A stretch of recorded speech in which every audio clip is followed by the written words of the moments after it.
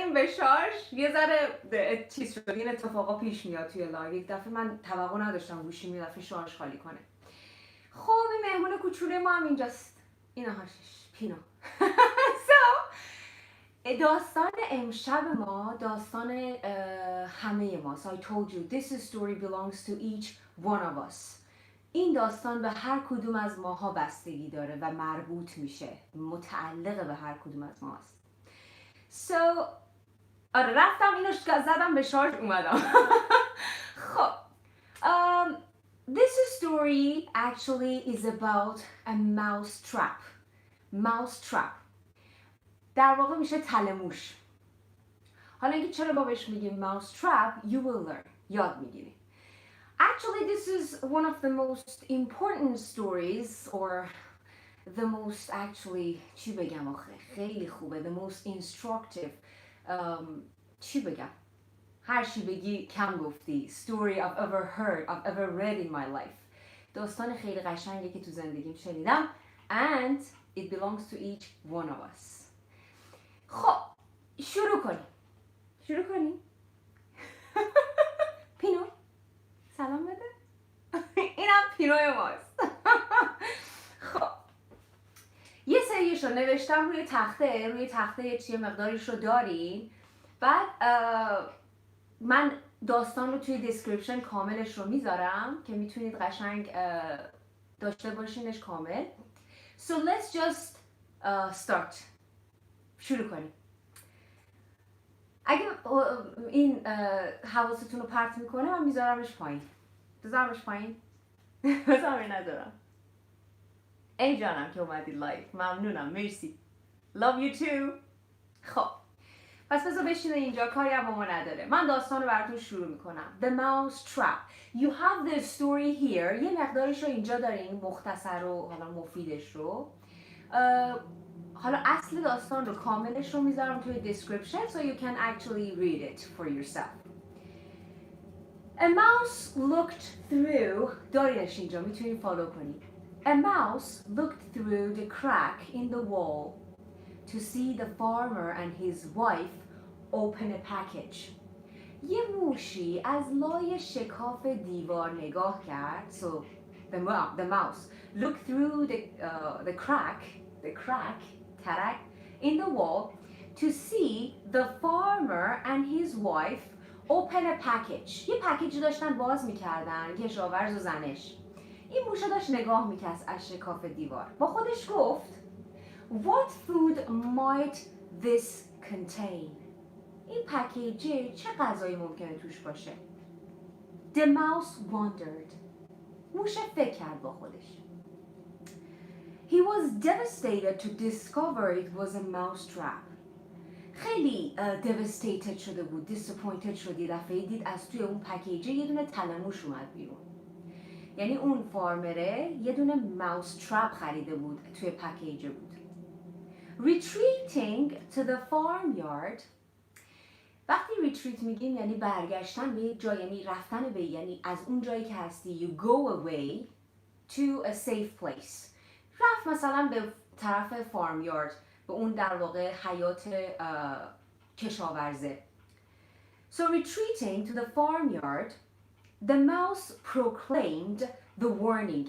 Proclaim که اونجا نوشتم, the mouse proclaimed یعنی announce publicly. به همه برگشت گفتش که این هشدار رو داد. So the mouse proclaimed the warning. این هشدار رو داد. There is a mousetrap in the house. یه دونه تلموش توی خونه است. There is a mousetrap in the house.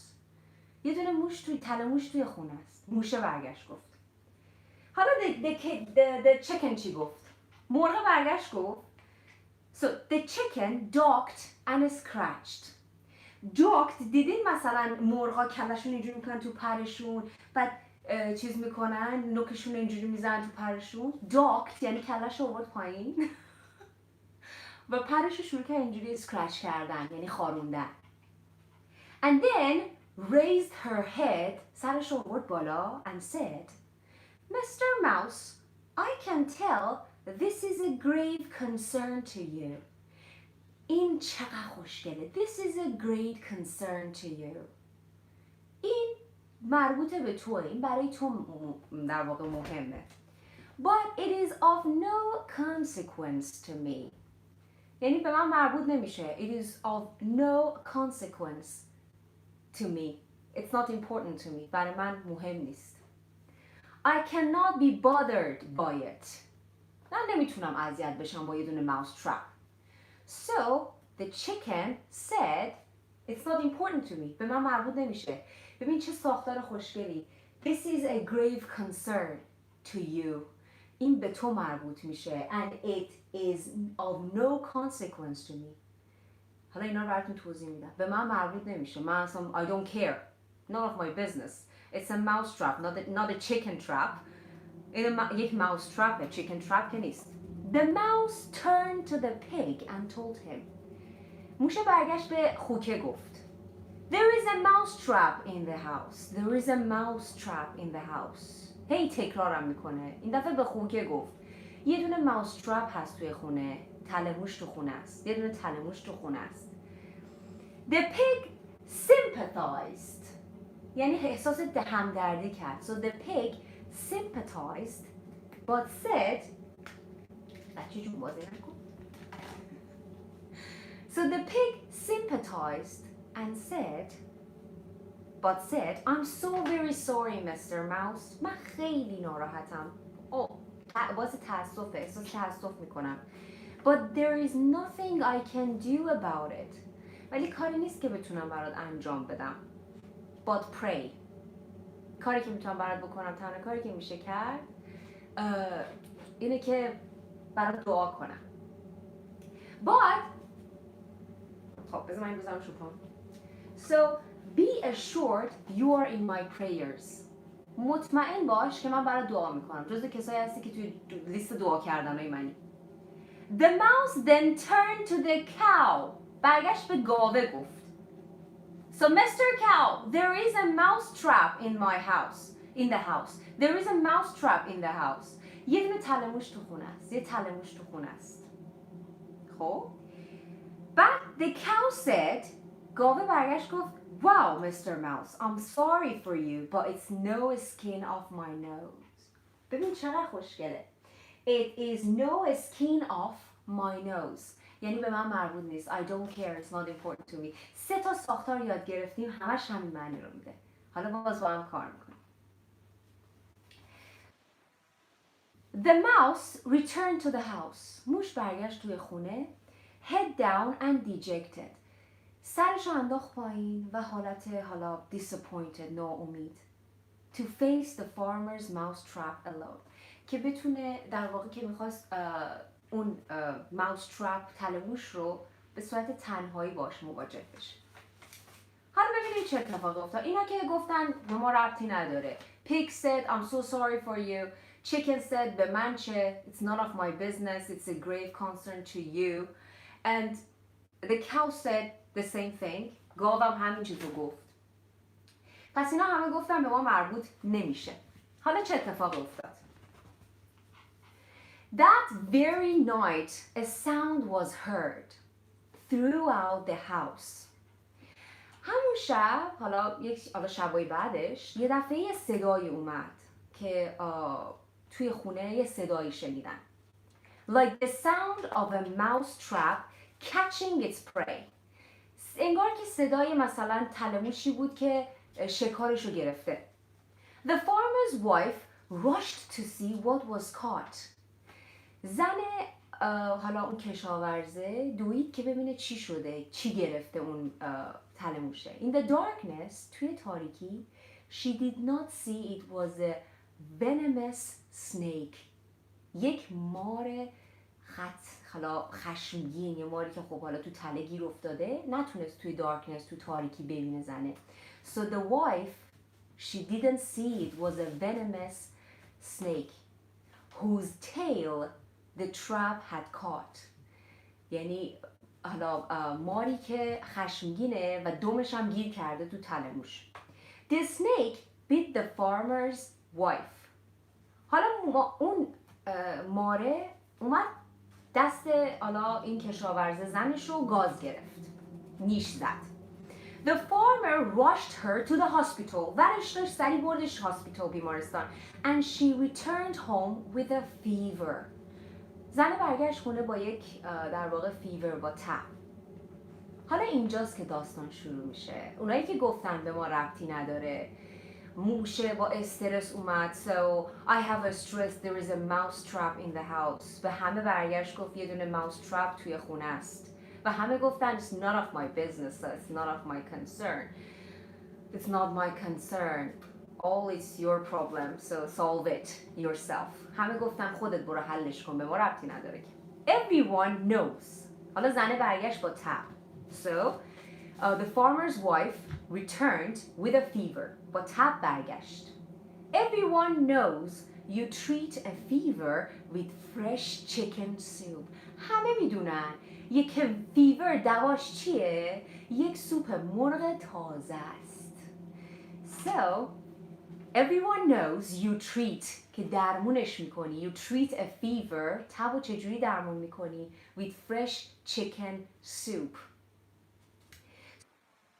Took his hatchet. تبرش رو برداشت، فارمره کشاورزه.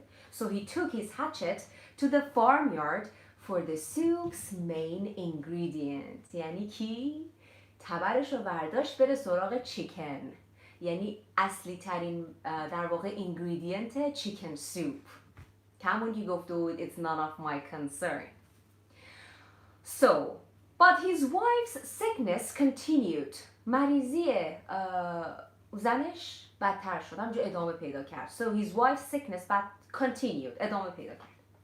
So friends and neighbors came to sit with her around the clock. یعنی اون همسایه ها و دوستا اومدن نشستن مثلا couple of hours، همونجا نشستن که مثلا کنارش باشن، بهش مثلا برسن و اینا. To feed them، برای اینکه به اون همسایه ها اینا غذا بده کشاورزه. The farmer butchered the pig. کشاورزه خوکه رو قصابی کرد. The farmer's wife did not get well. یعنی زن کشاورزه خوب نشد. She died. مرد. So many people came for her funeral. خیلی مردم اومدن واسه حالا تشییع جنازه. So they came for her funeral.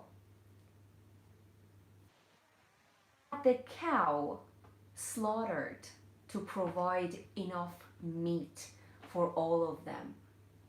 چیکار کرد کشاورزه؟ اون گاوم که گفته بود none of my business، به من چه؟ اون گاورم قصابی کرد، همچین slaughtered، که غذای اونا رو بده. The mouse looked upon it all from his crack in the wall with great sadness. موشه همچنان از لابلای اون ترک دیوار نگاه میکرد با ناراحتی. With great sadness. So the next time you hear، این داستان اینو میخواد بگه.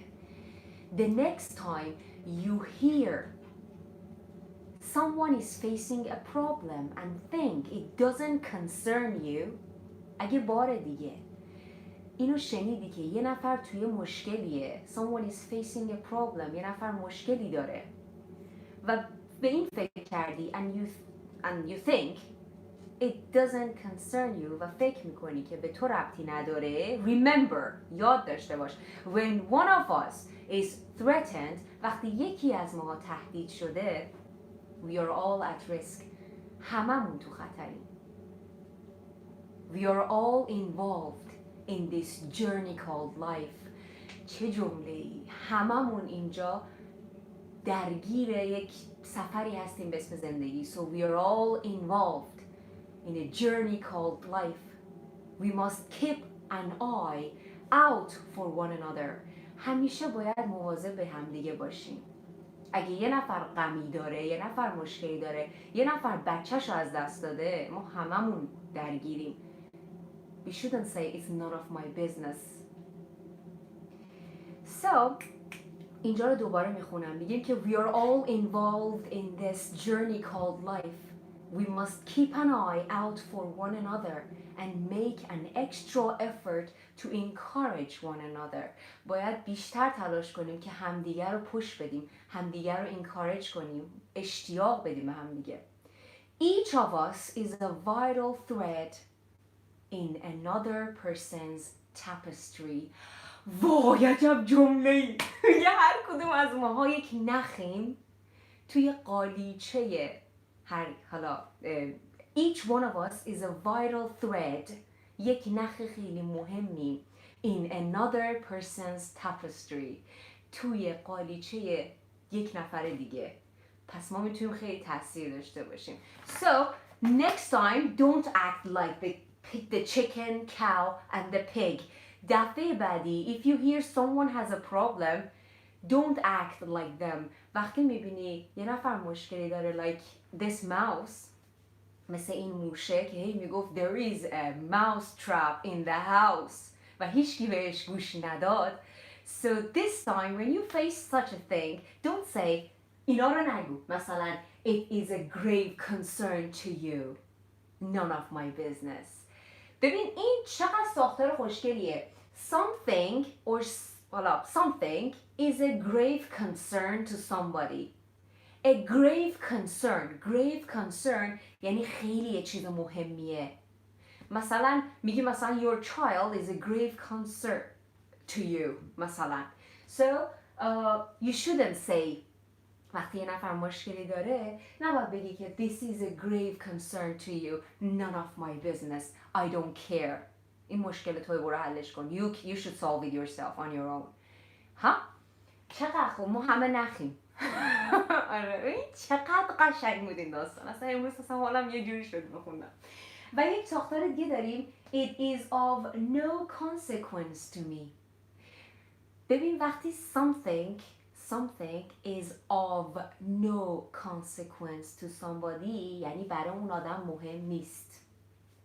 Something is of حالا اینجا میشه be باشه or some things are no consequences to somebody که در واقع میای بگی مثلا به من ربطی نداره، مهم نیست. So it's مثلا میگم چه میدونم your problem is of no consequence to me. مشکل تو به من ربطی نداره. So you solve it yourself. و بعد it is no skin off my nose. Skin off my nose means I don't care. It is no skin off my nose. It's none of my business. آره. پس این لایو خیلی برای من عزیزه، چون این داستان خیلی برای من عزیزه که این قسمتش مخصوصا میگه که the next time you hear someone is facing a problem and think it doesn't concern you, remember when one of us is threatened، تهدید شدیم، حتی یکی از ماها. We are all at risk. هممون تو خطری. We are all involved. این جمله رو بنویسش. We are all involved. یکی تایپش کنه. We are all involved in this journey called life. هممون درگیر این یعنی داخل شدیم به این سفر که اسمش زندگیه. We must keep an eye out for one another. باید مرسی محسن. باید هممون باید مواظب هم دیگه باشیم and make an extra effort to encourage one another و بیشتر تلاش کنیم که همدیگه رو اشتیاق بدیم به همدیگه، انگیزه بدیم. So each one of us is a vital thread in another person's tapestry.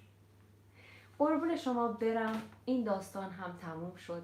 میذارم توی دیسکریپشن و میتونید که در واقع بخونینش، ازش استفاده کنین.